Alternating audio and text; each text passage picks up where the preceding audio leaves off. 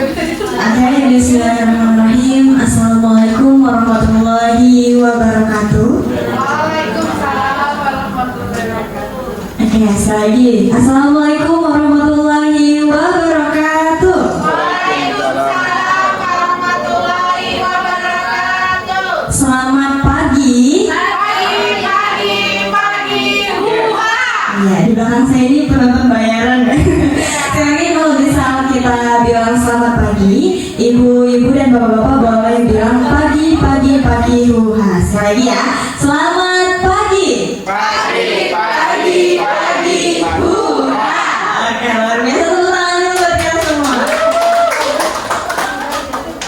Ya, bismillahirrahmanirrahim. Alhamdulillahirrahmanirrahim. Wabihi nasta'in.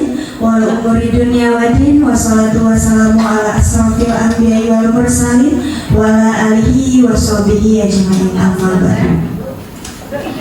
Puji syukur kehadirat Allah Subhanahu wa Ta'ala yang telah melimpahkan kita nikmat serta karunia-Nya sehingga kita dapat berkumpul di acara yang insya Allah dapat diberkahi oleh Allah Subhanahu wa Ta'ala. Amin ya rabbal alamin. Salawat beserta salam tak lupa kami haturkan kepada junjungan Nabi besar Muhammad Sallallahu Alaihi Wasallam yang telah memberikan kita syafaatnya hingga yaumil akhir, dan semoga kita termasuk umatnya yang istiqomah. Amin ya rabbal alamin.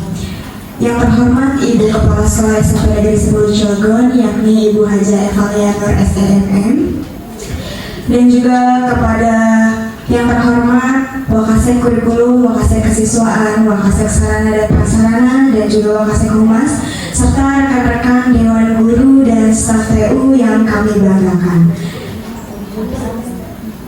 Bapak Ibu hadirin sekalian, hari ini merupakan hari Rabu, tanggal 21 Agustus 2024. Insya Allah Sekolah Negeri 10 Cilegon mengadakan kegiatan sosialisasi, yakni diseminasi budaya positif modul 1.4 pendidikan guru penggerak angkatan 11, yakni alhamdulillah calon guru penggerak dari program SMP Negeri 10 Cilegon yakni adalah Ibu Murni SPD. Boleh tepuk tangan dulu Murni SPD.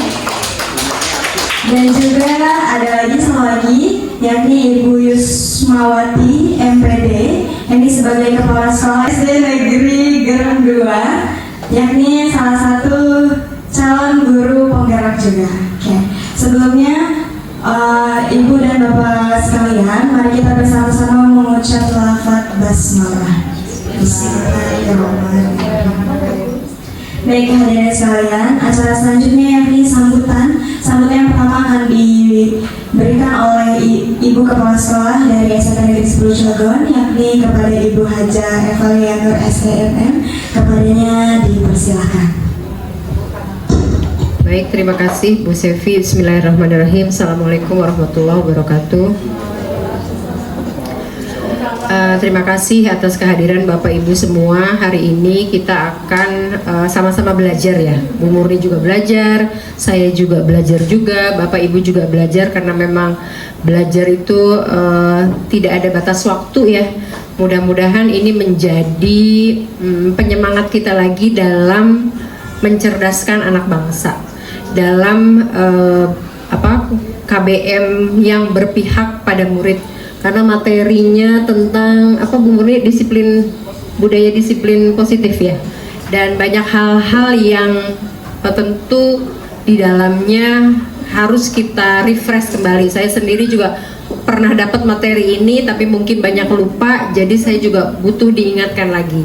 Untuk teman-teman yang sudah pernah dengar mungkin di MGMP dan sebagainya, namanya kita manusia itu selalu begitu ya, harus sering-sering diingatkan lagi. Sama seperti HP yang harus selalu dicas, walaupun sudah tahu diingatkan lagi, sudah tahu diingatkan lagi. Mudah-mudahan membawa perbaikan ke depannya, baik untuk diri kita pribadi maupun untuk ke depannya. Dan saya berharap program ini walaupun tadi masih agak sulit untuk diimplementasikan, paling tidak ada upaya untuk ke arah sana. Dan saya berharap juga nih setelah ada satu CGP di SMP Negeri 10 Bu Murni pecah telur, akan diikuti oleh CGP-CGP selanjutnya mudah-mudahan. dan hal-hal yang positif ini kan bagus ya untuk ditularkan lah. Maka memang seharusnya lah kita iri dengan hal-hal yang positif. Harusnya begitu, bukan hal-hal yang negatif yang kita iri-iriin. Ini nggak pernah datang nggak apa-apa, ini nggak pernah masuk nggak apa-apa, ini datang siang nggak apa-apa. Hal-hal positif lah yang harusnya justru bukan untuk siapa-siapa kan, untuk membangun diri kita sendiri. Itu yang pertama. Kemudian saya mengucapkan banyak terima kasih wabil khusus kepada Bu Murni dan Bu Yus. Bu Yus ini salah satu teman saya dulu pernah, kalau boleh flashback sedikit, saya dulu pernah jadi guru SD juga Bapak Ibu tahun 2003 sampai 2006. Itu ketemu sama Bu Yus, dan beliau ini memang guru yang baik, bagus lah, guru yang berdedikasi, guru yang punya visi misi ke depan amat sangat brilian dan masih muda. Makanya kalau kemarin Bu Murni, Bu mau ngadain ini hari Senin, karena saya masih ada dinas luar, cancel ya. Kemudian hari Selasa saya bilang bisa, ternyata saya ada dinas luar lagi, cancel lagi. Saya pengen ketemu sama Bu Yus dan pengen membersamai teman-teman Bapak Ibu guru juga di sini sambil saya juga belajar lagi. Dan mudah-mudahan ini menjadi inspirasi Bapak Ibu juga. Tadi itu ya, kayaknya untuk menunggu sampai perfect kita ngajar guru yang baik itu nggak mesti harus dari yang sudah embel-embelnya banyak, MPD dan sebagainya, CGP dan sebagainya, atau GP bahkan tidak menjamin juga gitu. Tapi paling tidak kita mau terus belajar, itu aja. Dan nggak panjang lebar, Bu Murni, mudah-mudahan kesempatan ini menjadi kesempatan emas. Makanya saya bilang sama Bu Murni, walaupun ini sebenarnya tugas beliau di tugas CGP-nya, saya nggak mau cuma Bu Murni itu menggugurkan kewajiban, tugasnya selesai, udah gitu.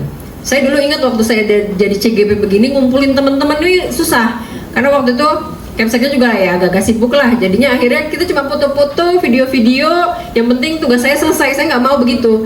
Saya pengennya memang materi ini dapat, terlepas nanti implementasinya bagaimana, paling tidak pernah tahu dulu, itu saja. Ya Bu Murni, jadi makanya sekali lagi saya berharap Bapak Ibu bisa membersamai, kayaknya nggak lama lah ya, paling kurang lebih 1 jam ya, sambil nunggu Bu Yus. Silakan dimulai saja, dan mudah-mudahan kita bisa tadi lagi sama-sama untuk belajar. Billahi taufiq wal hidayah. Assalamualaikum warahmatullahi wabarakatuh. Waalaikumsalam warahmatullahi wabarakatuh. Terima kasih kepada Ibu Kepala Sekolah SMK Negeri 10 Cilegon yang telah memberikan sambutannya dan juga arahannya. Yang baik Bapak Ibu hadirin sekalian, selanjutnya kita langsung saja kepada pemateri yang pertama, yakni Ibu Murnianti SPD. Baik Bapak Ibu, sebelum memasuki materi, boleh dibuka buku catatannya. Mungkin ada yang ingin dicatat, siapa tahu kan penting untuk kita ya. Dan juga setelah sesi pemaparan materi ini akan diadakan sesi diskusi atau tanya jawab. Nanti Bapak Ibu yang memperhatikan, boleh ketika ada pertanyaan boleh ditanyakan. Baik, semoga pada kesempatan hari ini bisa memberikan semangat kepada Bapak Ibu sekalian untuk mengupgrade skill menjadi guru yang cerdas dan mendidik putra-putri bangsa. Ya baik, langsung saja inilah dia materi pertama, yakni Ibu Murni SPD, yakni akan memaparkan materi tentang kebutuhan dasar manusia, juga posisi kontrol guru, dan juga segitiga restitusi. Kepada Ibu Murni SPD dipersilakan.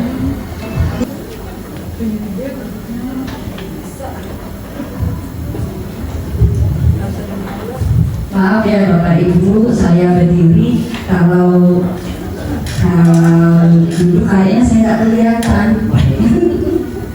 Bapak Bu. Iya, yuk kita mulai saja. Bismillahirrahmanirrahim. Assalamualaikum warahmatullahi wabarakatuh. Waalaikumsalam warahmatullahi wabarakatuh.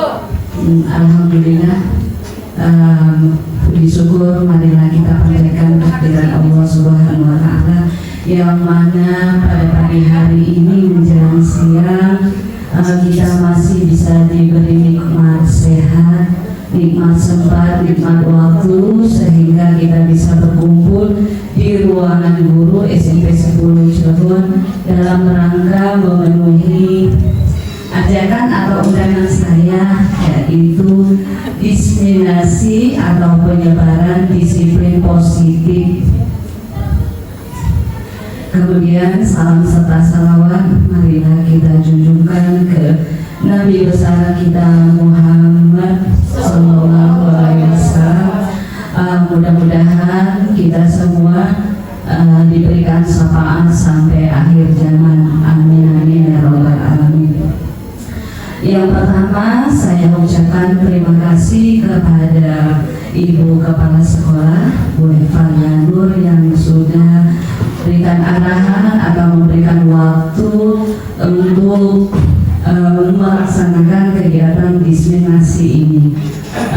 Kemudian terima kasih juga kepada rekan-rekan yang sudah waktu istirahatnya diganggu untuk mengikuti kegiatan diseminasi ini. Kemudian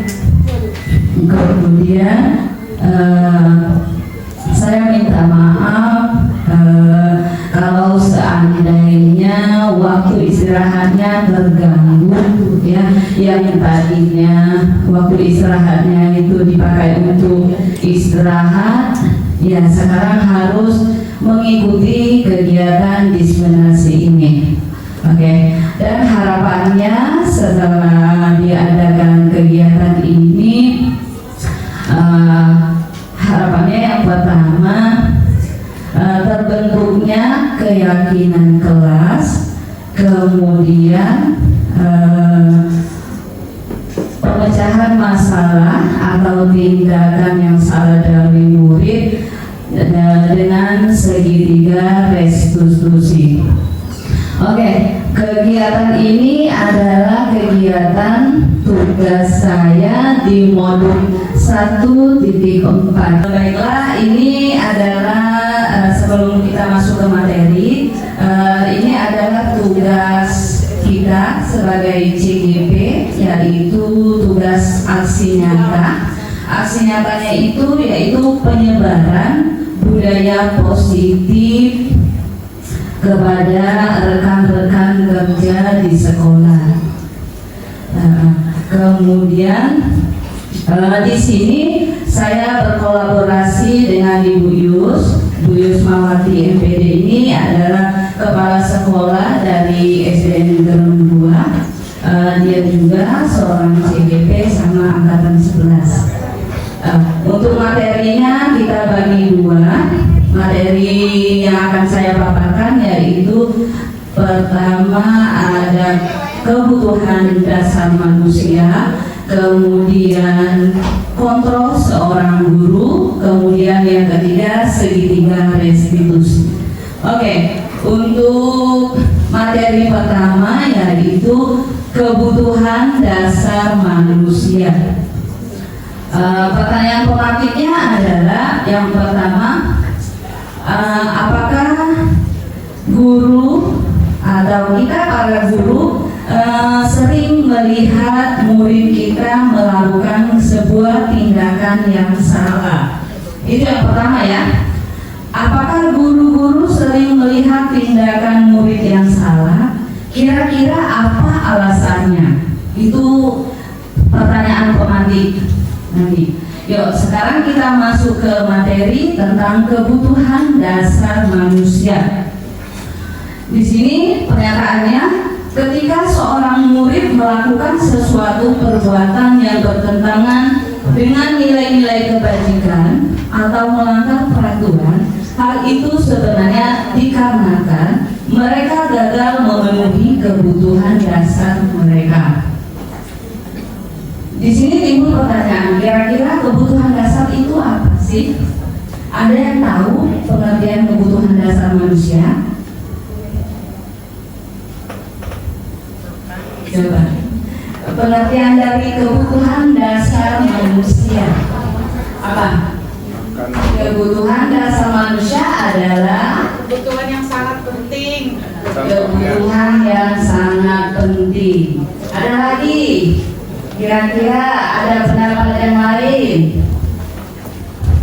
Apa? Yang harus terpenuhi. Yang harus terpenuhi. Yuk kita lanjut ke slide berikutnya. Jadi kebutuhan dasar manusia itu adalah segala sesuatu yang kita lakukan untuk mendapatkan apa yang kita inginkan. Seluruh tindakan yang kita lakukan memiliki tujuan tertentu dan semua usaha terbaik melakukan adalah dalam rangka agar kebutuhan dasar kita terpenuhi dengan baik. Jadi apa? Kalau salah satu kebutuhan dasar manusia itu tidak terpenuhi, maka akan terjadi penyimpangan, yaitu tindakan salah yang dilakukan oleh murid tersebut. Oke, nih, ini macam-macam kebutuhan dasar manusia. Kebutuhan dasar manusia itu ada 5. Yang pertama, bertahan hidup, kasih sayang dan rasa diterima. Kemudian ada penguasaan, kesenangan dan kebebasan. Jadi tadi diingatkan kalau salah satu dari kebutuhan dasar manusia ini tidak terpenuhi, maka kita akan menemukan ketidakseimbangan dan berakhir dari tindakan yang salah dari murid. Pengertiannya atau contoh-contohnya, penjelasannya ya. Kebutuhan bertahan hidup yaitu kebutuhan yang bersifat fisiologis untuk bertahan hidup, misalnya kesehatan, rumah, dan makanan. Lanjut, yang kedua yaitu kasih sayang dan rasa diterima. Kebutuhan akan hubungan dan koneksi sosial, kebutuhan untuk memberi dan menerima kasih sayang. Selanjutnya kebutuhan penguasaan. Kebutuhan penguasaan ini kebutuhan yang berhubungan dengan kekuatan untuk mencapai sesuatu. Kebebasan yaitu bebas dalam kebutuhan akan kemandirian. Kemudian kesenangan yaitu kebutuhan mencari kesenangan bermain dan tertawa. Tadi ini sudah disebutkan keterkaitan 5 kebutuhan dasar manusia dan budaya positif adalah pemenuhan kebutuhan dasar sangat mempengaruhi tindakan dan perilaku seseorang dalam dunia pendidikan. Konsep kebutuhan dasar manusia bisa digunakan untuk menganalisis alasan pelanggaran pengembangan potensi. Ya, jadi ini bukan tugas dari seorang guru BK saja, tapi ini adalah tugas dari kita semua. Jikalau kita menemukan tindakan murid yang salah, berarti ada salah satu dari kebutuhan yang tidak terpenuhi. Ini studi kasusnya. Studi kasusnya itu Ibu Ambar, guru warni kelas 8A di SMP 1 Hati. Dia sedang bingung menghadapi ulah salah satu murid di kelasnya yang bernama Doni. Beberapa anak di kelas 8A telah datang padanya dan mengeluhkan Doni yang seringkali meminta bekal makan siang mereka dengan paksa. Jika Bapak Ibu menghadapi situasi seperti Ibu Ambar, apa yang akan Ibu lakukan? Menurut Anda, kira-kira apa alasan Doni lakukan hal tersebut? Nah, tadi ada 5 kebutuhan. Kebutuhan bertahan hidup, kemudian kasih sayang dan rasa diterima, kemudian ada penguasaan, ada kesenangan dan kebebasan. Nih, kira-kira dari kasus ini, kalau kita menemukan kasus seperti ini, apa yang dilakukan Ibu? Apa yang menyebabkan tindakan Doni? Ada yang bisa berpendapat? Dari 5 jenis itu. Boleh, Bapak Ibu. Boleh. Kalau seandainya kira-kira pendapat Ibu, satu kebutuhan apa? Kebutuhan bertahan hidup 1. Kebutuhan bertahan hidup. Karena kita lihat dari kalimat Doni sering meminta Saya mau minta soal makanan Iya. dengan paksa. Iya, ada yang lain? Saya dulu mungkin jadinya dari rumah nggak sarapan ya, jadi mungkin ibunya itu nggak nyiapin sarapan, jadi kelaparan akhirnya dia suka minta. Itu satu. Yang kedua mungkin memang karakter, jadi dia kebebasan tadi, dia ingin bebas, ingin kemana aja gitu. Iya, tepat sekali ya, tepat sekali. Jadi bisa dilihat dari kebutuhan Doni. Coba kita lihat slide berikutnya. Nih, dalam kasus Doni di atas, apabila jawaban Doni ketika ditanya oleh Ibu Ambar adalah karena ia lapar dan orang tuanya tidak membawakan bekal, kata Pak Aris tadi ya, maka kebutuhan dasar yang sedang berusaha oleh Doni adalah kebutuhan bertahan hidup. Benar kata Bu Yun ya. Ya, terima kasih atas pendapatnya Bu Yun. Kemudian kita lihat lagi dalam kasus di atas, bila Doni menjawab bahwa ia melakukannya karena iseng saja dan menikmati ekspresi wajah teman-temannya yang kesal karena diambil makanannya, dan menurut dia ekspresi teman-temannya itu lucu ya, maka berarti Doni sedang berusaha memenuhi kebutuhan akan kesenangan. Jadi dia senang mempermainkan mainan. Kemudian lanjut dalam kasus di atas, apabila Doni menjawab bahwa alasannya mengambil bekal temannya karena dia merasa senang temannya jadi perhatian sama dia ya. Ketika temannya melakukan tindakan itu pada gurunya dan guru memberitahu orang tuanya, sehingga orang tuanya jadi memperhatikan dia, maka kebutuhan dasar yang sedang dipenuhi Doni adalah kebutuhan akan kasih sayang dan rasa diterima. Selanjutnya, bila jawaban Doni dalam kasus di atas adalah bahwa dia merasa bosan dengan bekal makanan yang dibawakan ibunya dari rumah, karena ibunya selalu membawakan bekal yang sama. Oleh karena itu, dia ingin mencoba makanan teman-temannya yang beraneka ragam.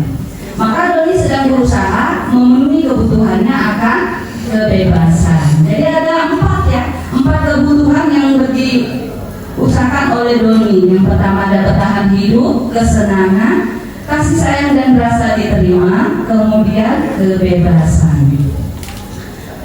Lanjut, nih di sini ini udah masuk ke materi kedua, yaitu 5 posisi kontrol guru atau restitusi. 5 kontrol itu ada: 1 sebagai guru sebagai penghukum, kemudian guru sebagai pembuat merasa bersalah, guru sebagai teman, guru sebagai pemantau, dan guru sebagai manajer. Yuk kita baca ini penjelasannya. Posisi kontrol guru sebagai penghukum, yaitu seorang penghukum bisa menggunakan fisik maupun verbal, ya, berarti bisa tenaga atau omongannya. Orang-orang yang menjalankan posisi penghukum senantiasa mengatakan bahwa sekolah memerlukan sistem atau alat yang dapat lebih menekan murid-murid lebih dalam lagi. Ciri khas penghukum adalah nada suara tinggi, bahasa tubuhnya mata melotot, kemudian dan jari menunjuk serta menghardik. Konsekuensi logis dari akibat penerapan peran kontrol penghukum adalah kemungkinan murid marah dan mendendam atau bersifat agresif. Itu peran kontrol seorang guru. Yang pertama yaitu penghukum. Kemudian yang kedua yaitu pembuat merasa bersalah. Membuat rasa bersalah akan menggunakan keheningan yang membuat orang lain merasa tidak nyaman, bersalah atau rendah diri. Di posisi ini murid akan memiliki penilaian diri yang buruk tentang diri mereka. Murid merasa tidak berharga dan telah mengecewakan orang-orang disayanginya. Ciri khas pembuat merasa lesu. Konsekuensi logis dari akibat penerapan peran kontrol pembuat rasa bersalah adalah murid akan merasa bersalah. Ini peran kontrol sebagai teman.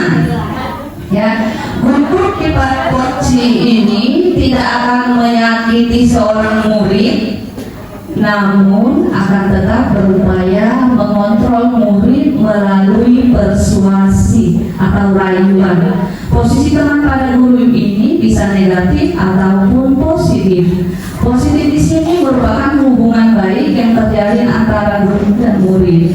Guru di posisi teman menggunakan hubungan baik dan humor untuk mempengaruhi seseorang. Selanjutnya posisi kontrol yang keempat yaitu pemantau. Posisi pemantau berdasarkan atas peraturan-peraturan dan konsekuensi dengan menggunakan sanksi atau konsekuensi. Dia sangat mengandalkan perhitungan, catatan atau data yang digunakan sebagai bukti atas perilaku seseorang. Kemudian yang kelima yaitu manajer. Posisi gubernurnya, kemudian ada identitas gagal,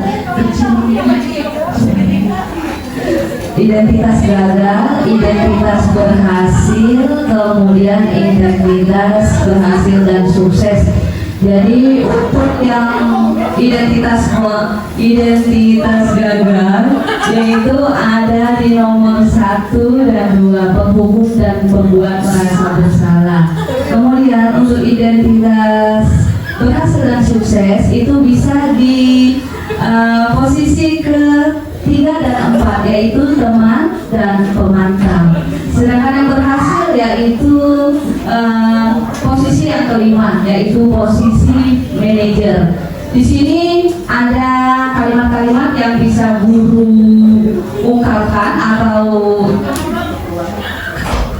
berikan kepada murid, yaitu kalau untuk penghukum yaitu menghardik, menunjuk-nunjuk, menyakiti, kemudian menyindir.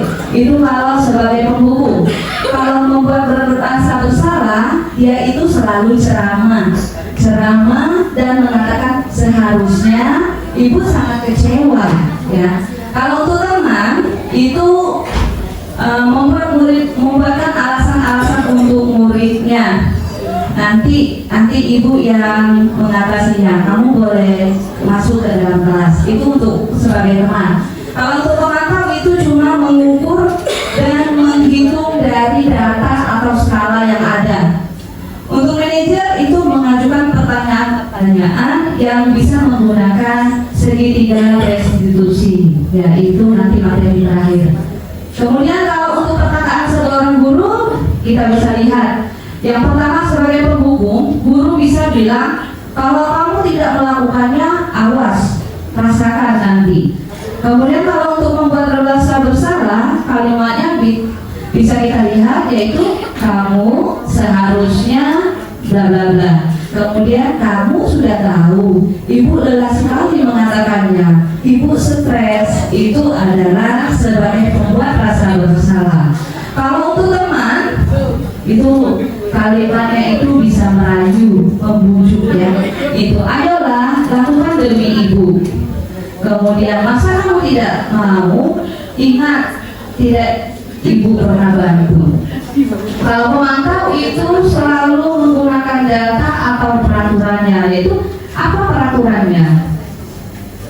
Dan sedangkan untuk yang terakhir yang manajer itu langsung kita stabilitas ini, validitas tindakan. Yang pertama, apa yang kita yakini, apa yang bisa kau kerjakan untuk memperbaiki masalah ini. Hasilnya bisa kita lihat yaitu memberontak, menyalahkan orang lain atau berbohong, itu untuk sebagai posisi yang pertama, penghukum. Kemudian membuat rasa bersalah, itu hasilnya bisa menyembunyikan atau menyangkal.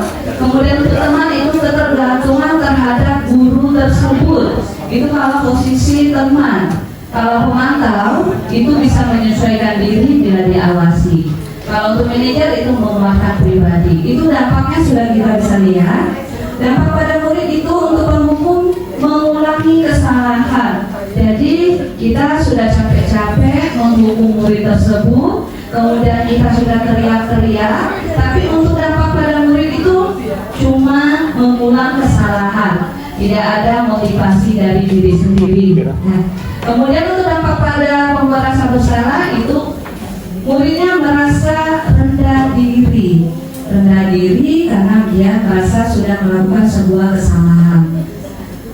Untuk teman itu lemah, tidak mandiri dan tergantung kepada guru yang bersangkutan. Pemantau itu menitikberatkan pada sanksi atau hadiah dan dirinya. Sedangkan untuk manajer yaitu mengevaluasi diri, bagaimana cara memperbaiki diri.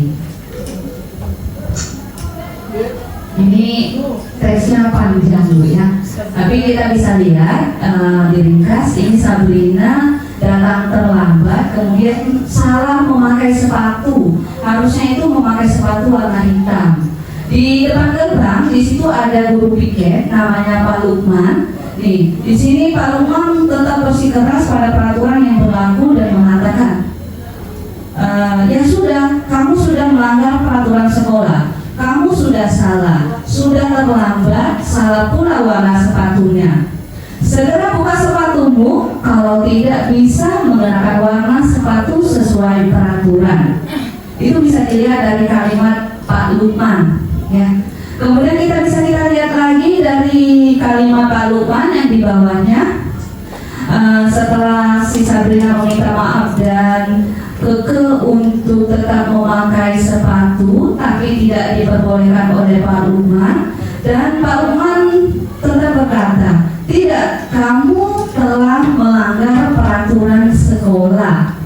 Kalau tidak sanggup ambil sepatu di rumah atau diantarkan sepatu ke sekolah, ya sudah, kamu tidak bersepatu saja seharian di sekolah.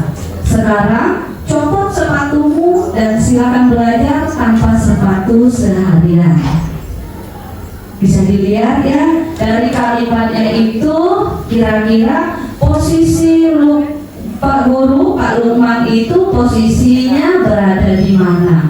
Tadi ada posisi penghukum, kemudian ada rasa bersalah sebagai teman, kemudian sebagai pemantau, kemudian sebagai manajer. Kira-kira kalau dilihat dari kalimat Pak Lukman tersebut, posisi Pak Lukman itu berada di mana? Penghukum. Penghukum ya, karena dia sudah Kata itu, ya kamu sudah terlambat, karena pula warna sepatunya. ya. Pasangan yang banyak. CGP 12. Calon CGP selanjutnya. Amin.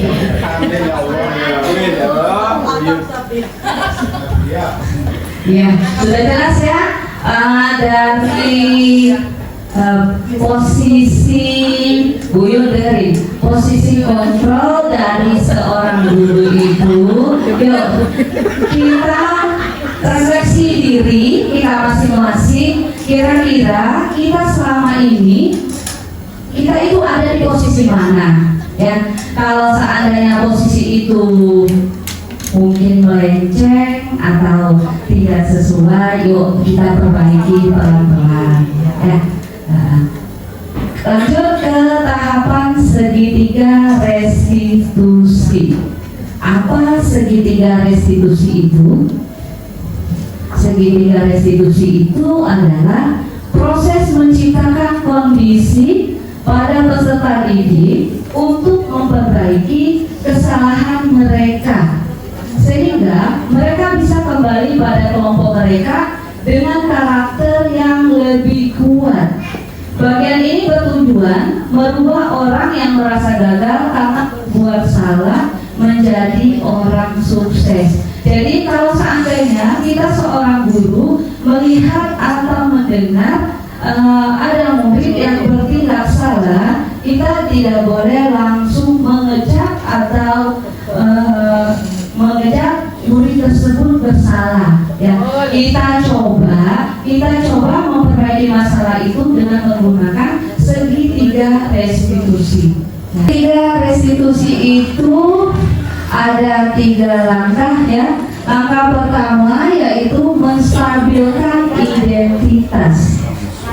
Jika anak berbuat salah, maka ada kebutuhan dasar mereka yang tidak terpenuhi. Tadi kembali lagi ke 5 kebutuhan dasar manusia. Bagian dasar segitiga restitusi memiliki tujuan untuk merubah orang yang gagal karena telah berbuat kesalahan menjadi orang yang sukses. Kita harus mampu meyakinkan mereka dengan mengatakan kalimat seperti ini. Tidak ada manusia yang sempurna, ya. Kemudian saya juga pernah melakukan kesalahan seperti itu. Ketika seseorang dalam kondisi emosional, maka otak tidak akan mampu berpikir rasional. Saat inilah kita menstabilkan identitas anak. Anak kita bantu untuk tenang dan mencari solusi untuk menyelesaikan permasalahannya. Jadi kalau seandainya kita ingatkan, kalau seandainya kita melihat atau mendengar ada anak yang melakukan tindakan yang salah, jangan langsung kita pakai ini. Langkah pertama itu menstabilkan identitas terlebih dahulu, ya. Karena di belakangnya itu pasti ada tujuan atau motivasi, ya. Lanjut, yang kedua yaitu validasi tindakan yang salah. Konsep langkah kedua adalah kita harus memahami kebutuhan dasar yang mendasari tindakan anak berbuat kesalahan. Menurut teori, semua tindakan manusia baik atau buruk pasti memiliki maksud dan tujuan tertentu. Ketika kita menolak anak yang berbuat salah, dia akan tetap dalam masalah. Yang diperlukan adalah kita memahami alasan mereka melakukan hal tersebut sehingga anak merasa dipahami, ya. Kemudian kalimat yang bisa ditanyakan kepada murid seperti kamu pasti punya alasan mengapa melakukannya. Kemudian apa yang penting bagi kamu? Kamu boleh tetap berusaha menjaga sikap itu, tapi tambahkan sikap yang lain atau yang baru. Lanjut. Ini langkah ketiga, yang terakhir, yaitu menanyakan keyakinan. Setelah kita menstabilkan identitas, validasi tindakan yang salah, kemudian yang ketiga yaitu menanyakan keyakinan, mencari solusi dari tindakan salah tersebut. Ketika langkah 1 dan langkah 2 sukses dilakukan, maka anak akan siap untuk dihubungkan dengan nilai-nilai yang dia percaya dan berpindah menjadi orang yang dia inginkan. Penting menanyakan ke anak tentang kehidupan di depan yang dia inginkan. Ketika mereka sudah menemukan gambaran masa depannya, guru dapat membantu mereka untuk tetap fokus pada gambarannya. Kalimat yang bisa kita tanyakan yaitu nilai-nilai yang kita percaya di sekolah kita apa. Maka itu sebenarnya materi kita sebelumnya itu ada kesepakatan kelas atau kesepakatan sekolah, tapi berhubung itu saya duluan, ya. Jadi langsung ke segitiga restitusi. Kemudian nilai-nilai apa yang kita sepakati di kelas itu bisa kita tanyakan kepada anak yang bertindak salah tadi, ya. Makanya penting dibuatnya kesepakatan kelas atau keyakinan kelas atau keyakinan sekolah, ya. Kemudian kamu ini jadi anak seperti apa? Terakhir, apa yang kamu rasakan ketika melakukan itu? Apakah takut, bangga, atau senang? Ya, itu adalah 3 langkah-langkah untuk mencari solusi ketika kita melihat anak membuat tindakan yang salah. Oke, lanjut. Ini adalah rekayasa kasus yang saya lakukan. Di sini Adit dia marah-marah ketika mengetahui tugasnya dicontek sama Gali. Ya, ini untuk kasus yang ringan atau sederhana. Ibu dengar dari kedua tahun kamu habis marah-marah dengan Galin, kenapa nak? Ya bu, Galin mencontek PR saya bu. Terus kamu melakukannya apa sama Galin? Saya maki-maki bu Galin, dan tanpa sadar saya menggebrak meja dan menginjak kursi. Gitu. Kalau seandainya ibu di posisi kamu, wajar kamu berlaku seperti itu. Ibu masih menghargai kamu tidak lebih dari itu. Tindakan kamu seperti tidak mendukung. Ibu kira-kira mengebrak meja, kemudian mengambil kursi, itu baik tidak? Tidak, Bu. Kemudian kira-kira keyakinan kelas apa yang kamu langgar? Menghargai menghargai sesama. Tahu ya, kira-kira menghargai sesama itu baik tidak, penting tidak? Penting memang. Oke, kira-kira keyakinan kelas apa yang kamu langgar? Saya harus lebih bersabar dan menghargai teman-teman saya. Tahu ya, baik, kamu harus semangat lagi dan kamu bisa kembali ke kelas. Terima kasih. Contoh dari penyelesaian menggunakan segitiga restitusi. Ya. Mudah-mudahan nanti ke depannya kalau seandainya kita melihat atau mendengar atau ya melihat secara langsung ada anak yang berbuat salah, ya langsung kita coba menanganinya dengan segitiga restitusi.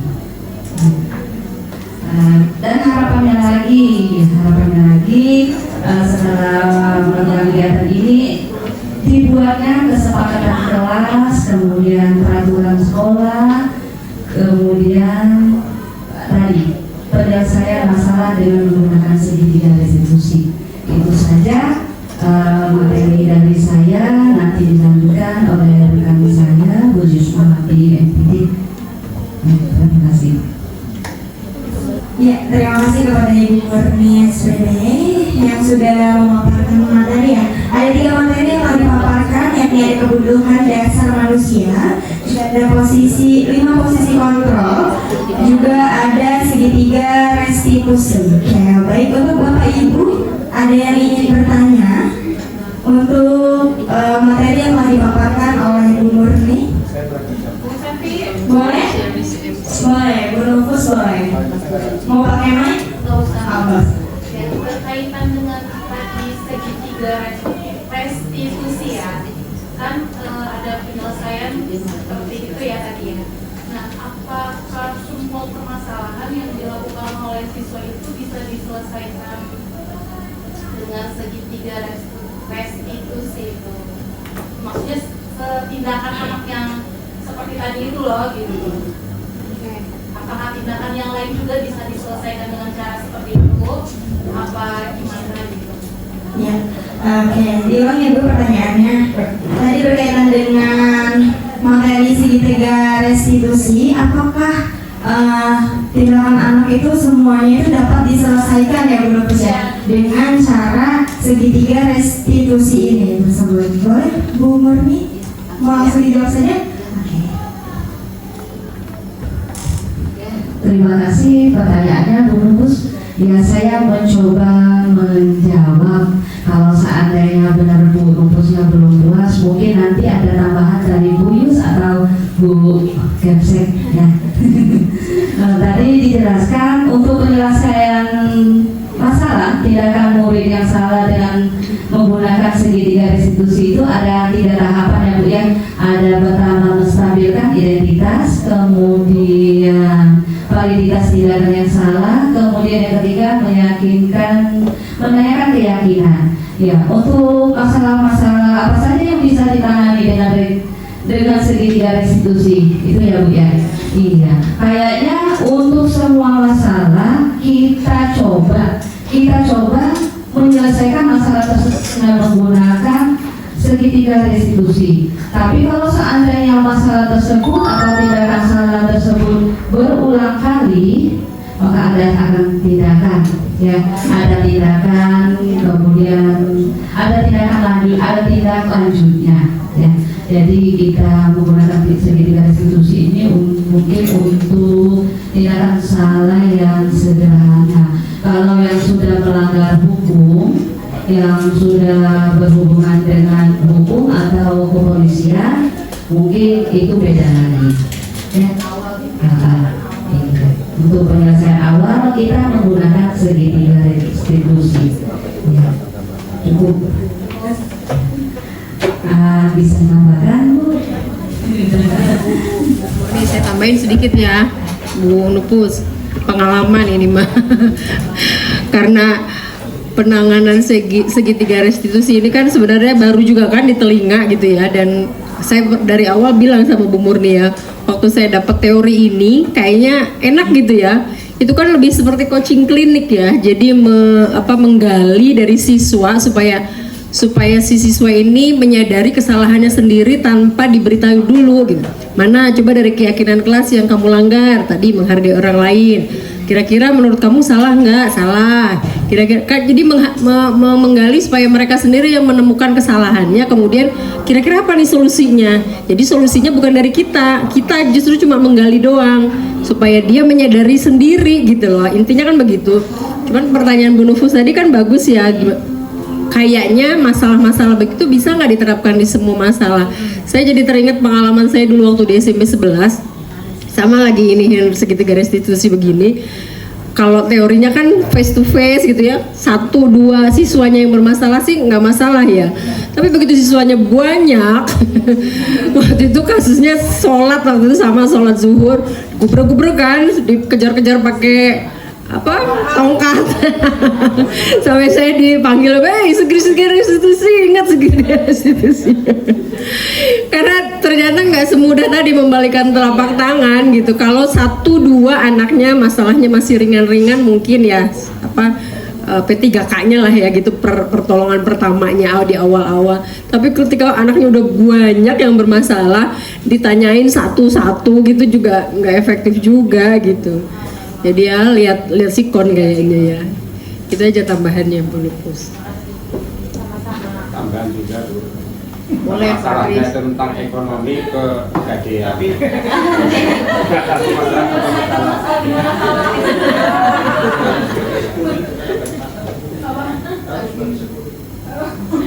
Silakan Bapak mau nanya Pak. Iya, maksudnya gini, benar ya, artinya kalau itu teorinya kan bagus ya, gitu ya, idealis banget gitu istilahnya, dan bahkan mungkin sangat cocok diterapkan di SMP 10 gitu. Jadi saya sih pernah kemarin itu kan terus terang saya yang tugas gitu ya, artinya mudah-mudahan nanti kalau nemuin nanti serahkan ke Bu Murni mudah-mudahan selesai gitu. Kemarin awal walaupun saya tidak sesuai, mungkin tidak sesuai dengan segitiga tadi ya, mungkin banyak langkah-langkah yang tidak saya lakukan karena saya tidak tahu kan. Artinya ketika memberikan tugas gitu ya, anak itu udah dikasih 1 minggu. Ketika pas hari hanya ada beberapa yang nggak ngumpulin, ya kan ngumpulin dulu, saya tanya satu-satu kenapa nggak ngumpulin. Ada yang bilang belum dikerjakan, ada yang bilang ketinggalan di rumah. Oke, siap nggak kira-kira ketemu lagi dikumpulkan? Siap, oke dicatat. Karena itu memberi kesempatan kan. Ketemu lagi, tanya lagi, memang ada yang ngumpulin, tapi masih banyak yang enggak. Jawabannya saya tanya lagi gitu kan, kira-kira apa solusinya itu 2 kali, nanti saya jawabkan. Sampai 3 kali, sampai saya akhirnya dulunya marah. Karena 3 kali dibutuhkan dikasih kesempatan gitu ya, anak untuk menilai diri sendiri, kemudian anak itu dia bilang iya nanti saya dibawa, tapi kenyataannya enggak pernah dibawa. Nah itu solusinya bagaimana gitu, seperti itu kan? Artinya kan karena ya walaupun mungkin saya tidak menggunakan segitiga ya, tapi artinya saya pun sudah memberikan kesempatan anak untuk mengoreksi, sudah menanyakan karena kira-kira solusinya gimana supaya intinya Bapak pengen tugas itu muncul. Artinya tanpa harus menghukum. Tapi alhamdulillah di sini ya seperti itu. 3 minggu diulang-ulang, masih sampai sekarang masih ada 2 orang yang tidak muncul. Artinya ya itu pun dengan 2 orang itu dengan akhirnya terpaksa saya turunkan ke lapangan, suruh berdiri walaupun tidak dihukum itu. Saya tanyakan lagi. Maksud saya kalau di lapangan itu minimal karena dia sudah berapa kali saya tanya di kelas gitu ya, ternyata dia jawabannya juga terutama yang laki-laki jawabannya ringan-ringan aja gitu. Ketinggalan Pak, ya kalau ketinggalan nanti diambil ya. Sampai ada 2 orang yang suruh ngambil langsung, ujung-ujungnya 1 orang ternyata belum kerjakan walaupun dia alasannya ketinggalan gitu ya, karena rumahnya dekat gitu ya, di Primori sama yang arah sana, dia tidak sekarang masih kesempatan ambil ke rumah kalau yang ketinggalan. Ada memang 1 yang memang benar ketinggalan gitu ya. Tapi ada 1 yang akhirnya dia ujung-ujungnya ngaku belum mengerjakan. Itu pun masih saya kasih kesempatan. Oke, kalau gitu masih silakan nanti dikerjakan gitu ya, artinya ini belum marah gitu kan, tapi ya alhamdulillah seperti itu ya istilahnya. Sampai marah pun nggak dikumpulin. Ya, seperti itu gitu. Mungkin teman-teman yang sudah terima udah tahu lah ya, artinya memang sampai bahkan sampai nilai PTS dikosongkan pun itu kita tetap tidak terlaksana. Makanya bagus sih kalau memang diterapkan gitu ya, diterapkan dengan memang itu benar-benar berjalan, yang mudah-mudahan di sini bisa berjalan gitu kan. Artinya dengan kata lain memang secara teori kan memang harus seperti itu ya, memberikan biar anaknya itu ngoreksi diri sendiri gitu ya, biar tidak merasa dipaksa, tidak merasa dihukum gitu ya. Tapi saya sih berkeyakinan tidak semua siswa bisa diperlakukan seperti itu. Kalau di anak-anak kota, ya jangankan itu, ditegur aja pasti besoknya langsung ngumpulin kan. Itu satu tugas itu. Nah sekarang sisi lain yang kecil-kecil aja, ketemu anak bajunya tidak dimasukkan di jalan kan? Kenapa? Kadang-kadang kamu bajunya nggak dimasukkan dong. Keluar dari lepas lagi. Ketemu besok saya tegur lagi kan? Katanya kemarin mau dimasukkan. Iya Pak, dimasukkan. Ya gitu aja terus. Jadi artinya kadang-kala ya apa ya, yang masyarakat tersebut apa namanya, ya memang sih kalau kitanya apa sih namanya, kitanya sabar gitu ya, seperti tadi Bu Murni bilang satu-satu ya mungkin lambat tahun akan bisa terlaksana gitu. Tapi kalau teman-temannya juga ya bahasa ininya cuek-cuek saja gitu ya, ketika misalnya ada beberapa teman yang negur misalnya masalah baju dikeluarkan, lama-lama ketika yang lain bajunya dikeluarkan tidak ditegur, yang ujungnya tadi bajunya dimasukkan, ujung-ujungnya ikutan. Artinya solusi itu dilaksanakan juga kalau tidak konsisten, artinya tidak konsisten, tidak berjalan terus-menerus, kemudian tidak dilakukan bersama-sama gitu kan oleh teman-teman, akan sangat sulit. Artinya diterapkan dalam kenyataannya. Kecuali kalau yang memang masalahnya ini anak-anak baik tapi kebetulan bermasalah, itu mungkin lebih gampang. Artinya memang anak ini ya kayak tadi itu, misalnya kayak kerjakan tugas memang benar dianya ketinggalan, nah itu pasti bisa. Tapi kalau dia parah gitu ya, kerjain tugas, ini yang akan sangat sulit. Kalau memang benar dia anaknya baik-baik, kemudian memang karena bukan kesalahan yang disengaja, nah ini akan cepat terlaksana dengan menggunakan segitiga restitusi. Tapi kalau anaknya memang ini anaknya emang sengaja nggak terjadi gitu istilahnya. Nah ini yang perlu. Makanya ya siapa tahu nanti kalau ini ya ketika ada yang anak-anak yang memang udah susah nih, saya pengen gitu, saya kasihkan Bu Murni tolong ini, ya. Saya lepas gitu loh, mudah-mudahan dengan menggunakan segitiga restitusi itu, ini anak ini sudah minimal ya jangan menyerah sama. Ya itu saja mungkin ya. Jadi menurut saya memang nggak perlu, tapi memang ya hanya bisa dilakukan seperti yang tadi bilang, hanya bisa dilakukan untuk perorangan, tidak bisa yang pelanggarannya dilakukan oleh banyak orang. Dan pelanggarannya pun dilakukan oleh orang yang memang anaknya memang ya standar normal, bukan anak yang spesialis gitu. Kalau anak spesialis kayaknya yang memberikan segitiga restitusinya ngambak sendiri, kesel sendiri. Akhirnya balik pada sikap ya. Jadi kalau kasusnya kayak Pak Mas itu budaya positifnya apa ya? Ya nggak tahu saya. Oke, terima kasih Pak Mas untuk tambahan dan arahannya. Oke, Bapak Ibu, terima kasih banyak juga. Masih semangat ya? Masih semangat? Oke. Tadi Bu Murni sudah menjelaskan tentang kebutuhan dasar manusia, juga ada 5 posisi kontrol, juga ada segitiga restitusi. Yang alhamdulillah Bapak dan Ibu guru di sini telah menerima materinya dan juga aktif dalam berdiskusi. Tepuk tangan dulu buat kita semua.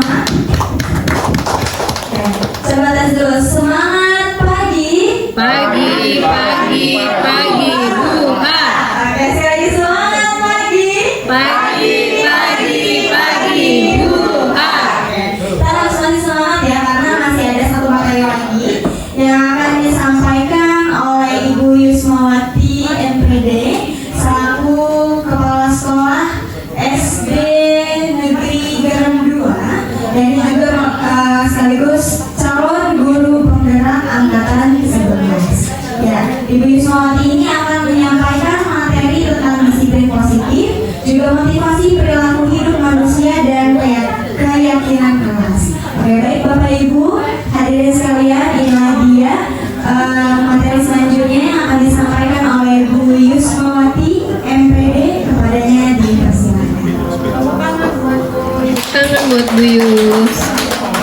baru CGP udah jadi kepala sekolah, kalau udah GP kepala dinas kayaknya.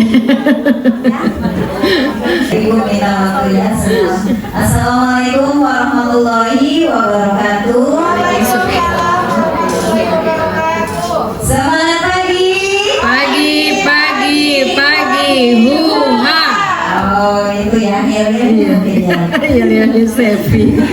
Yang saya hormati Ibu Kepala Sekolah SMPN 10, Ibu Evalia Nur.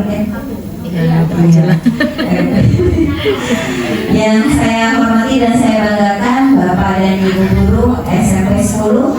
Sebenarnya beberapa guru juga sudah saya kenal ya di sini. Ada Ibu Lilis, ada Ibu Niken, apa kalau Nike, bukan Niken ya.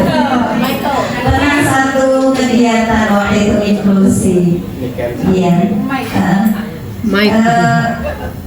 Puji syukur kehadiran Allah Subhanahu Wa Taala kita bisa berjumpa bersilaturahmi ya Ibu. Mohon saya datang di sini diterima dengan senang hati walaupun tadi miskomunikasi dengan Ibu Murni. Saya pikir jam 10.30 ternyata jam 9.30. Mohon maaf atas keterlambatannya. Salawat serta salam marilah kita limpahkan kepada junjungan Nabi besar Muhammad Sallallahu Alaihi Wasallam. Semoga kita mendapatkan syafaatnya di yaumil akhir dan tetap menjalankan syariatnya yang telah disampaikan oleh beliau. Amin amin ya rabbal alamin. Mungkin langsung saja ini Bapak dan Ibu, kita mencari pasangan dulu, Bapak dan Ibu semuanya. Ada ini pasangannya mana ya? Pasangannya mana ya Bu, Pak? Pasangannya coba dicolek sebelah ya. Bapak yang pakai peci, pengadangnya mana nih? Pasangannya di mana?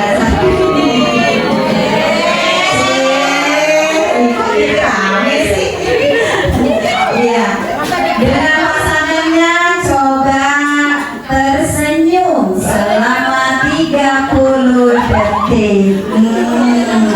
Senyumnya yang ikhlas ya Pak, Ibu. Senyumnya yang ikhlas. Ikhlas ya Bu, Pak. Coba perhatikan pasangannya, kira-kira ada apa gitu. Apakah hari ini cantik, sumringah, ini rambutnya ada yang pipi di sebelah gitu, coba perhatikan, kasih tahu. Ada jambulnya ya, ya itu mungkin yang berbeda. Ya Allah, coba senyum kira-kira, siapa tahu habis dari kantin kan ada sesuatu yang nempel gitu.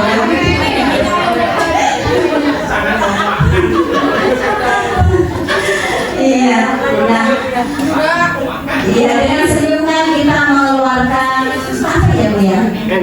Energi positif ya untuk kita semua. Lanjut. Nah, nih harusnya sih tadi pertama ini karena Ampura datangnya kedua, kita membuat kesepakatan forum diseminasi kita hari ini nih. Contohnya yang pertama nih, dikasih ini ya maaf. Yang pertama menghargai orang lain. Nah itu contohnya. Kemudian mengikuti dengan rasa senang dan bahagia ya Bapak Ibu ya. Jangan karena terpaksa saya kesini jadi mau. Kemudian yang ketiga nih Bapak Ibu, kira-kira apa nih kesepakatannya nih? Kita buat kesepakatan bersama. Apa kira-kira? Pulang bersama segera gitu ya. Coba Bu Mari tulis apa ya tadi, pulang bersama. Jam berapa nih pulangnya Bu? Udah lewat. Yang tadi maaf. Bisa di sini. Oke. Kira-kira apa Bu kesepakatannya? Makan bersama. Makan bersama boleh. Di mana ya? Di rumah masing-masing. Di rumah masing-masing. Makan bersama. Makan Boleh makan bersama. Terus apa lagi? 2 aja udah cukup kali ya. Apa Pak? Kasih clue Pak. Ada lagi? Aktif berdiskusi. Hah? Aktif berdiskusi. Boleh. Aktif berdiskusi. Sholat bersama jamaah. Oh siap Pak Ustadz. Yang kelima sekarang yang kelima. Sholat bersama katanya. Sholat bersama berarti sholat dulu nanti ya. Iya siap. Sama Pak Ustadz Seni. Pak Ustadz. Oh siap. Oh dengan Pak Ustadz. Pak Ustadz kita sholat bersama Pak nanti Pak. Ya, cukup ya. Jadi kesepakatannya yaitu menghargai orang lain. Kira-kira kalau sambil ngobrol, sambil membalikkan badan, kira-kira menghargai orang lain atau tidak. Kemudian mengikuti dengan rasa senang dan gembira. Makan bersama SA-nya nggak ada. Ya udah nanti dibetulin. Kemudian aktif berdiskusi dan sholat berjamaah ya. Lanjut. Yuk kita ice breaking. Mau ice breaking? Mau. Yuk ke sini ke depan nanti bisa mendapatkan sesuatu kalau ice breaking. Boleh ya. Kumpul dulu berpasangan. Yang ini satu, yang ini 2 tangannya 2. Oke ya.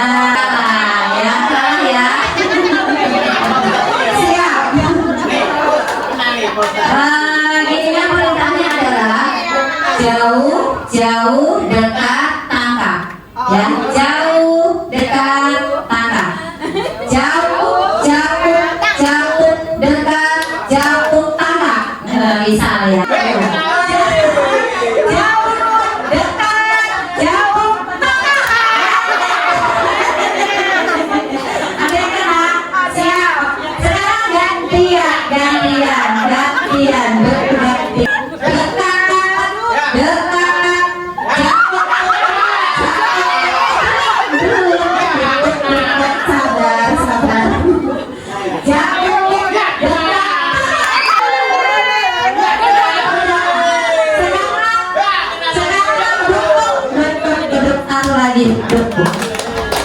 Siap, duduk.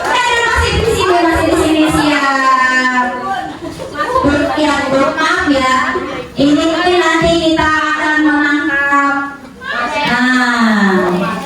Yang bisa menangkap peserta ya. Perintahnya adalah nanti memegang apa yang disuruh, misalkan pundak.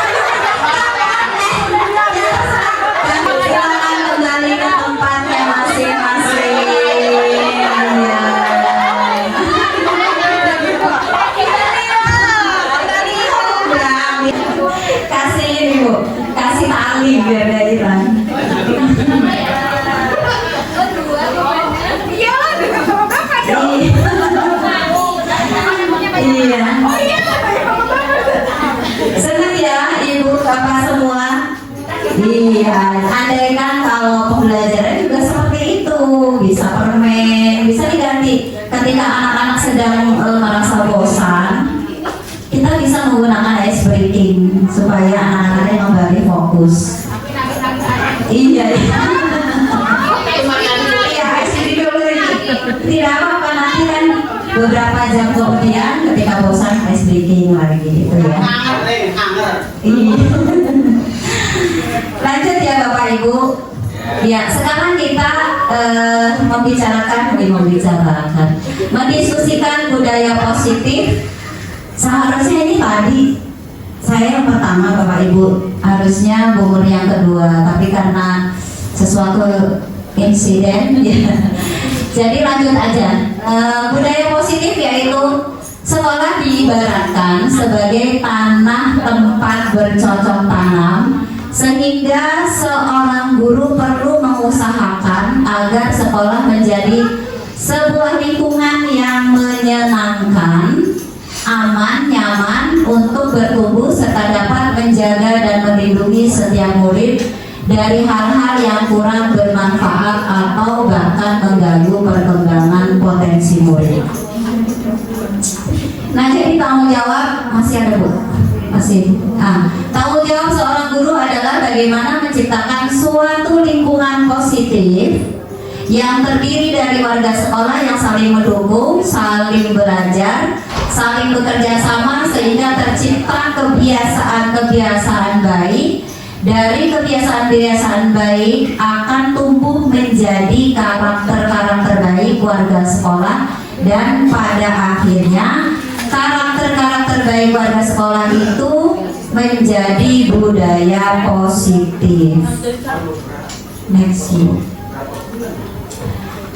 Disiplin budaya positif ini terdiri dari disiplin positif, kemudian motivasi perilaku hidup manusia, tadi sudah disampaikan oleh Bu Murni, keyakinan kelas atau sekolah, nanti kita akan membuatnya, kemudian kebutuhan dasar manusia, posisi kontrol, restitusi, dan segitiga restitusi, tadi sudah disampaikan oleh Bu Murni 3, saya juga 3 ya. Nah, ini contoh disiplin positif yang ada di sekolah kami. Disiplin positif merupakan suatu cara penerapan disiplin yang mengajarkan anak bertanggung jawab dan menumbuhkan kesadaran diri berdasarkan nilai-nilai kebajikan. Seperti kasus contoh yang tadi Pak siapa Bu? Pak Rudini. Yaitu ya. Pak Masrudin itu kan dikasih restitusi juga seperti itu aja gitu ya. Jadi kenapa sih? Karena mungkin belum tumbuh rasa kesadaran dirinya Bapak Ibu. Kalau misalkan dia itu melakukan hal yang begitu lagi dia berarti kesadaran diri untuk mendisiplinkan dirinya itu tidak ada, betul ya. Jadi bagaimana kita itu menumbuhkan kesadaran diri kepada siswa, itu tantangannya sebenarnya. Lanjut Bu. Nah, jadi caranya itu yang salah satunya yaitu disiplin positif, lebih ke arah disiplin diri yang dapat mengontrol diri dalam melakukan segala tindakan, sehingga membuat murid memahami dan menyadari berdasarkan motivasi internal, bukan akibat paksaan, pujian, ataupun hukuman. Jadi berasal dari dirinya sendiri gitu, keinginan untuk berubahnya. Kalau misalkan dari paksaan, pujian, ataupun hukuman, itu tidak akan bertahan lama. Seperti yang tadi, mengerjakan tugas tidak dilaksanakan, tidak diselesaikan.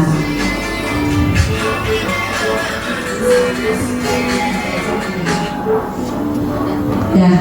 Nah, ini 3 motivasi perilaku manusia.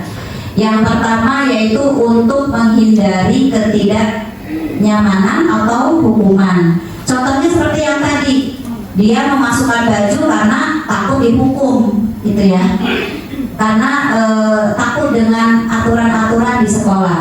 Itu perilaku motivasi yang dari eksternal, dari luar, bukan dari dalam dirinya. Kemudian yang kedua juga untuk mendapatkan imbalan penghargaan dari orang lain. Nah, ketika dia melakukan sesuatu hal terpuji, misalkan dia memasukkan baju ke dalam baju ya, bajunya itu rapi gitu, tapi dia ingin mendapatkan pujian dari gurunya. Kamu kok pinter, rapi, ganteng loh, bajunya udah dimasukkan. Nah, itu kan karena pujian. Itu juga sama, itu dari eksternal berarti ya. Nah, kemudian ada untuk yang terakhir, untuk menjadi orang yang mereka inginkan dan menghargai diri sendiri dengan nilai-nilai yang mereka percaya. Nah, inilah yang ketiga, ini merupakan motivasi internal di dalam dirinya, karena dia ingin menghargai dirinya sendiri. Saya memasukkan baju, saya melaksanakan mengerjakan tugas, mengerjakan PR karena menghargai diri saya sendiri. Saya ingin menjadi orang yang berharga gitu, bukan karena orang lain. Nah, itu ya. Jadi bagaimana kita sebagai guru menumbuhkan rasa motivasi yang ketiga ini, menumbuhkan rasa kesadaran dirinya, bukan dari orang lain karena takut hukuman, karena ingin mendapatkan imbalan, penghargaan, seperti itu. Ini PR saya juga sama. Lanjut. Nah, tadi motivasi 3 yang dari internal, eksternal, kita buatnya contohnya dengan keyakinan sekolah atau keyakinan kelas. Kenapa sih keyakinan sekolah atau keyakinan kelas ini perlu dibuat bersama dengan siswa? Karena kalau dibuatnya hanya aturan, itu anak tidak merasa terlibat membuatnya gitu. Tapi kalau misalkan dengan keyakinan sekolah atau kelas, anak merasa terlibat membuat aturan-aturan dan keyakinan di kelasnya masing-masing ataupun di sekolah. Jadi keyakinan sekolah itu guru berperan dalam mewujudkan terbentuknya keyakinan sekolah atau kelas dengan adanya kesepakatan. Jadi kesepakatan nih antara guru dan murid. Misalkan tadi tentang baju itu dibuat kesepakatan bersama dengan guru dan murid. Jadi bukan aturan. Misalnya kalau aturan kan dilarang mengeluarkan baju. Contohnya itu ya aturan. Nah, kalau kesepakatan itu bedanya kita melibatkan siswa dalam melaksanakan aturan itu, dibuat secara bersama-sama gitu bedanya. Nah, keyakinan sekolah atau keyakinan kelas ini berupa pernyataan-pernyataan universal yang mudah diingat dan dipahami dan harus diterapkan di lingkungan sekolah. Kenapa harus diterapkan? Karena kan dibuatnya secara bersama, ya. Maksudnya kesepakatan bersama antara guru dan murid. Itu bedanya kesepakatan dengan aturan, ya, beda. Next. Ini contoh pelaksanaan keyakinan kelas yang telah saya coba buat di kelas 6. Waktu itu saya menyampaikan sosialisasi tentang keyakinan kelas itu apa, bagaimana, kemudian anak-anak membuat aturan sendiri. Anak-anaknya jadi satu siswa satu keyakinan. Inginnya kelasnya seperti bagaimana? Itu dibuat di post-it, kemudian mereka tempelkan hasil curah pendapat tentang anak-anak itu. Kemudian dibuat pertama kesepakatan dulu, setelah kesepakatan baru keyakinan kelas. Nah, keyakinan kelas ini kemudian saya buat, saya print, ditandatangani oleh siswa secara bersama-sama. Jadi keyakinan kelas itu supaya lebih ajak, seperti yang tadi. Kalau misalkan mungkin Pak tadinya Pak siapa dulu ya, Mas Rudin itu mungkin belum ada kesepakatan, belum ada keyakinan kelasnya. Jadi dia tidak merasa, lah ini mah aturan sekolah lah, saya maunya terserah saya misalkan ya. Jadi buatlah dulu keyakinan kelas secara bersama-sama. Apabila anak tersebut melanggar istilahnya keyakinan kelas, gunakan tadi segitiga restitusi. Ketika anak itu masih tetap melanggar, harus ada konsekuensi. Kalau konsekuensi tidak dijalankan, nah itu tadi anaknya ngebandel begitu terus ya. Jadi konsekuensi itu harus disepakati bersama dan dijalankan secara bersama. Gurunya juga harus tegas gitu. Apabila nih ada kalau tidak salah Ki Hajar Dewantara ya Bu ya, menyatakan kalau murid itu merdeka.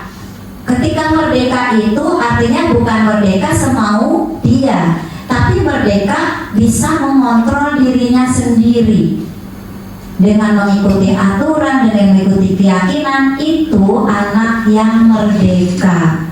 Apabila anak yang anak itu melakukan pelanggaran, itu bukan merdeka namanya. Jadi anak itu masih terbelenggu dengan perilaku-perilaku negatif dirinya gitu. Jadi ketika anak itu tidak merasa merdeka, tidak melakukan perilaku-perilaku baik, perilaku-perilaku terpuji, orang lain akan mendisiplinkan dia. Jadi dalam artian guru juga harus mendisiplinkan gitu tetap. Kita sebagai guru walaupun kita melaksanakan segitiga restitusi, harus menjalankan konsekuensi secara bersama dan terus menerus, karena karakter itu dibentuk tidak 1 hari 2 hari, dibentuk secara pembiasaan yang terus menerus, tidak bakal gitu ya Bu ya. Tidak sama sih, saya juga tempatnya termasuk yang daerah perbatasan Bu. Jadi anak-anaknya ya kadang tahu sendiri lah ya. Jadi kalau misalkan kayak di sekolah yang maju, sekolah ini kayaknya gampang gitu membuat aturan, kedisiplinan, budaya positif. Tapi kan kita jangan menyerah gitu, jangan menyerah. Kita mencoba mencari hal-hal positif yang anak miliki gitu. Cari pokoknya bakat, minat yang bisa dimunculkan dari anak itu. Kalau misalkan bukan dari bidang akademis, pasti ada yang lainnya itu. Mungkin dicari ya non akademisnya. Ya Bu. Iya, siap Bu? Siap. Lanjut. Nah, yuk kita buat keyakinan sekolah atau keyakinan kelas. Ibu kepala punten, apa sudah ada keyakinan sekolah? Nah, awal-awal ajaran baru itu ya mencoba tapi belum maksimal. Nah, coba sekarang ya. Oke. Post-it ini jadi 1 guru berarti 1 keyakinan yang ingin dibuat bagiannya. Ya, boleh warna-warni biar agak ini. Jadi 1 guru membuat keyakinan kelasnya atau keyakinan sekolah. Kira-kira apa sih impiannya sekolah ini seperti bagaimana? Karena lagi sama di sini di guru keyakinan sekolah aja. Iya, oke. Nanti ini contoh dari simulasi ini guru bisa menerapkan ke anak-anak di kelas jadi keyakinan kelas. Iya, siap. Seperti itu Ibu Bapak. Jadi ini keyakinan sekolah. Sekolah itu inginnya seperti bagaimana sih impiannya, gitu. Aturannya. Dari sini aja nih, biar dibacakan, biar Ibu kepala sekolah juga tahu kan keinginan guru-guru di sini. Oke, keinginan Uyun.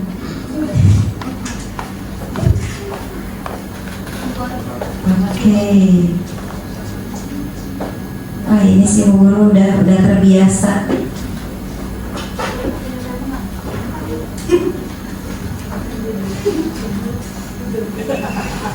Izin pakai kacamata.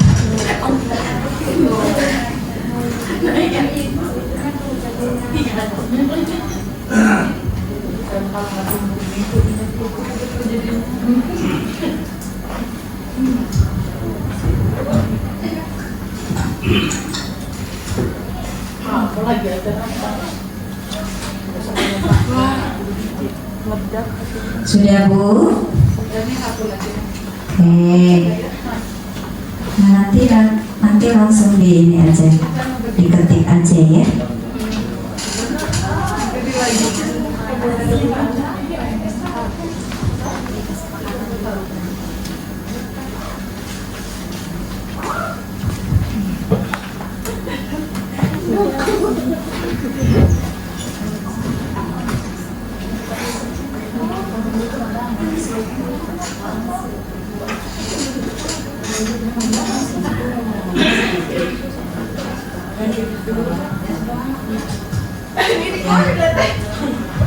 Ada yang mau membacakan nih hasilnya nih?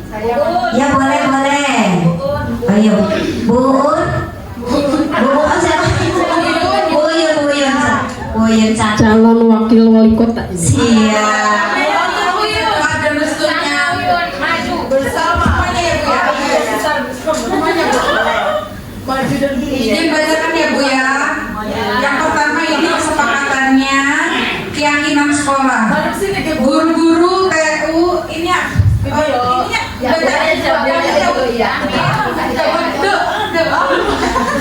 Maju bersama. Keyakinan sekolah. Guru-guru TU sama-sama disiplin. Yang pertama. Yang kedua, budayakan 3S.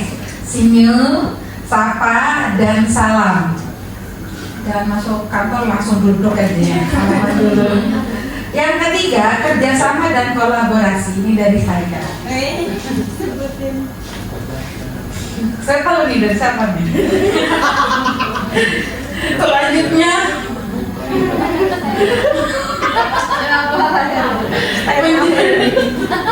menjadikan siswa sebagai teman atau sahabat. Saya suka.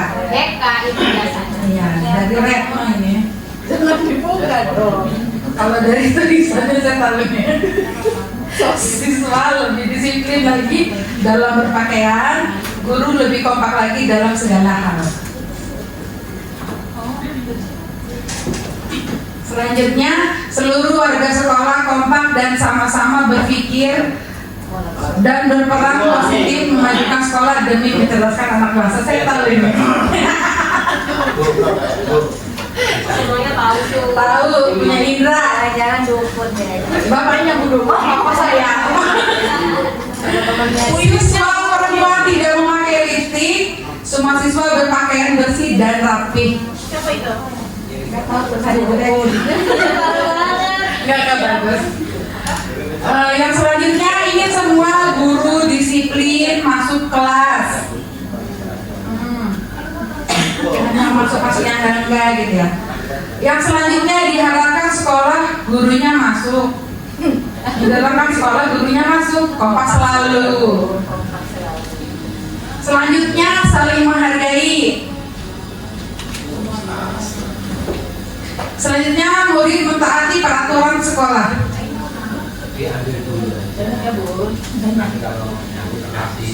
Terakhir, yang diharapkan SMP Negeri 10 Cilegon maju dan berkembang, dapat bersaing dengan sekolah lainnya, serta meninggalkan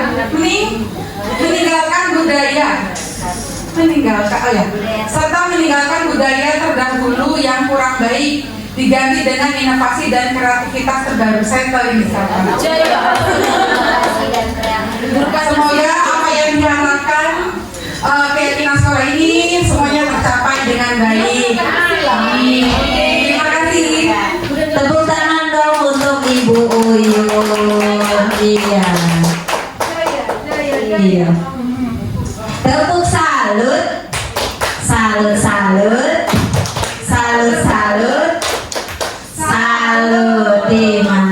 Ya, tadi sudah disampaikan oleh Ibu Uyun, guru TU sama-sama disiplin. Budayakan 3S, salam, senyum, sapa. Iya. Kemudian kolaborasi. Kerjasama dan kolaborasi. Iya, kerjasama dan kerjasama. Nggak keterima orang kerjasama juga ada, harus ditulis. Kerjasama dan kolaborasi, kembali nggak apa-apa ya.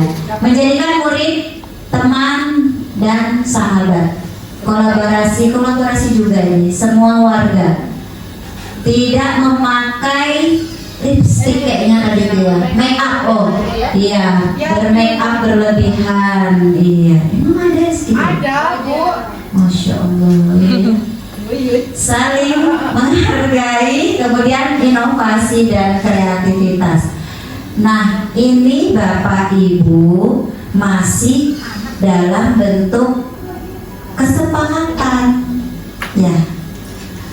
Bedanya bagaimana kalau keyakinan? Kalau keyakinan itu lebih disederhanakan menggunakan kata-kata bijak universal. Contohnya nih, guru TU sama-sama disiplin. Ambil berarti yang belakangnya. Disiplin itu keyakinan kelasnya.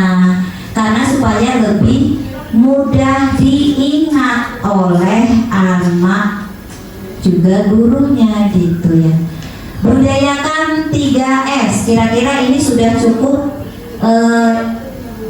cukup ya, universal ya. Ya, jadi budayakan 3S sudah. Kolaborasi dan kerjasama. Sudah cukup, Bu. Cukup. Dari saya, Bu. Iya. Apa kolaborasinya aja gitu ya? Dua-duanya, Bu. Dua-duanya harus ya? Iya. Oh Karena iya. kolaborasi dan kerjasama itu maknanya berbeda. Kalau kolaborasi? Kolaborasi itu saling berkaitan, Bu. Misalkan guru bahasa Indonesia dengan guru IPA. Kalau bahasa Indonesia kan dilihat dari kayak prosedurnya, kalau itu prakteknya. Iya. Sebutnya kolaborasi. Kalau kerjasama itu beda lagi, kayak saling aja gitu tuh. Dalam mengerjakan yang mungkin anak tuh saling kerjasama. Oh, ini sebenarnya adik kakak lah ya. Iya. Kalau kolaborasi dan kerjasama itu sama-sama berkelompok kan? Iya. Iya. Memiliki makna yang berbeda. Maknanya yang berbeda. Oke, berarti tetap dibuat ya. Kemudian menjadikan murid sebagai teman dan sahabat. Kira-kira kata-kata universalnya itu apa tuh? Kalau seperti itu, apa ya? Menjadikan murid sebagai teman dan sahabat. Kata-kata universalnya itu satu kata tapi mewakili lah gitu. Menyayangi, menghargai. Penyayangi masuk kali ya? Ya udah, menyayangi, saling menyayangi, oke. Kolaborasi juga sudah, berarti sudah ada di atas, tidak perlu menyayangi.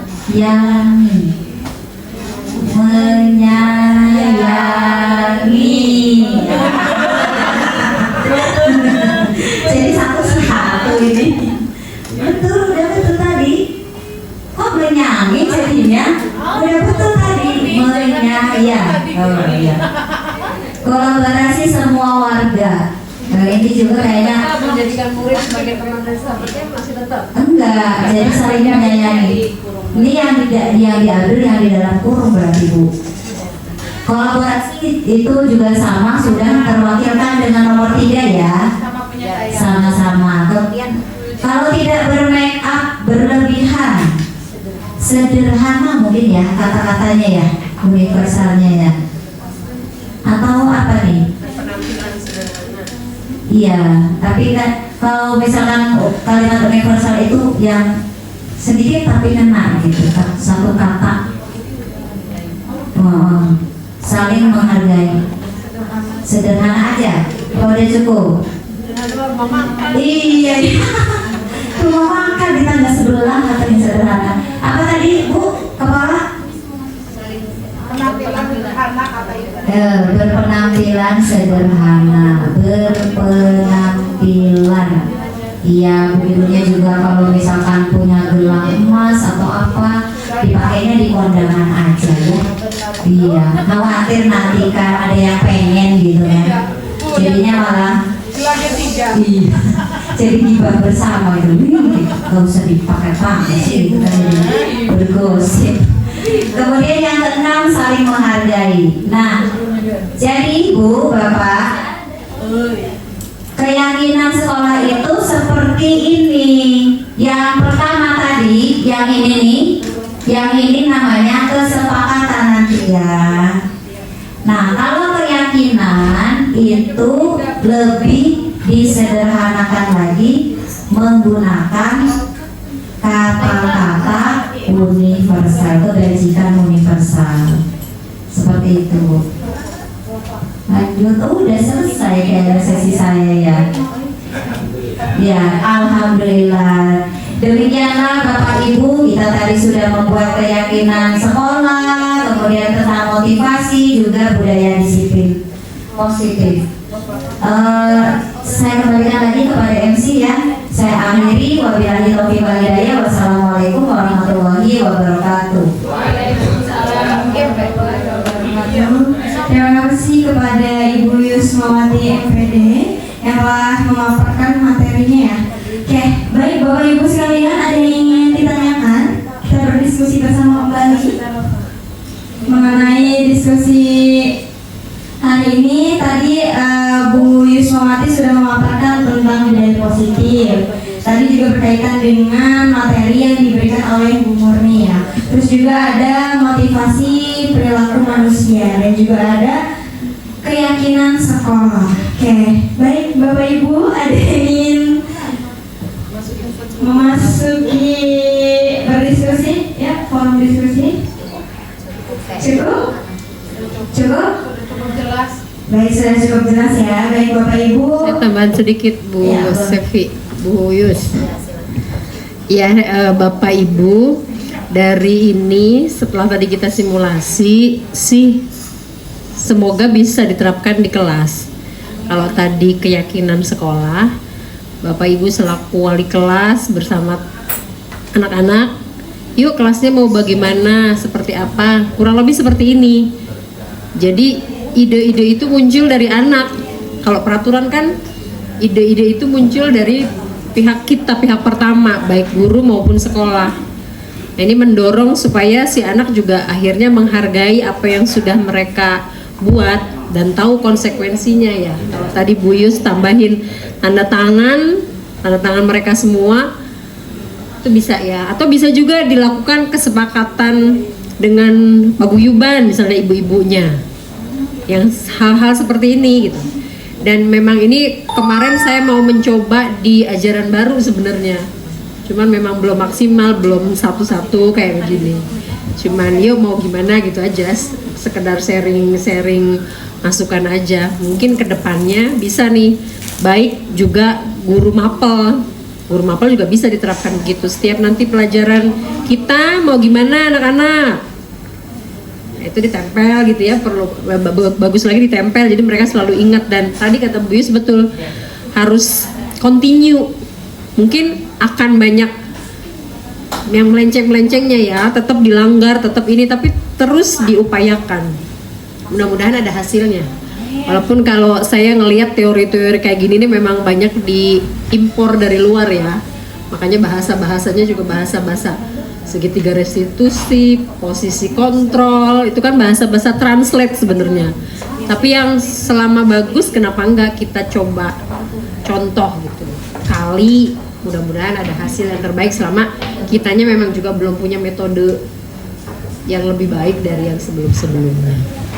Itu mungkin Bapak Ibu dari saya, tambahannya Bu Yus. Terima kasih. Ya, terima kasih kepada Ibu Kepala Sekolah. Ya, baik Bapak Ibu hadirin sekalian, dua materi telah disampaikan. Yakni materi pertama tadi dari Ibu Murni. Materinya adalah kebutuhan dasar manusia, 5 posisi kontrol, dan juga segitiga restitusi. Dan juga materi terakhir disampaikan oleh Ibu Yusmawati MPD, yakni ada budaya positif, ada disiplin positif, motivasi perilaku manusia, dan keyakinan sekolah. Mari kita mengucapkan hamdalah. Alhamdulillahirrahmanirrahim. Materi yang dipaparkan hari ini telah berakhir, dan juga kami ucapkan terima kasih kembali kepada dua materi yang telah menyempatkan hadir dan datang memberikan segudang ilmunya buat kita semua. Semoga Bapak dan Ibu dapat diterapkan di kelasnya masing-masing dan juga bermanfaat. Ya, baik, saya akhiri. Saya Sevi Inggriela. Mohon maaf bila ada salah-salah kata. Terima kasih. Wassalamualaikum warahmatullahi wabarakatuh. Mungkin foto bersama terlebih dahulu ya Bapak Ibu buat dokumentasi nyata.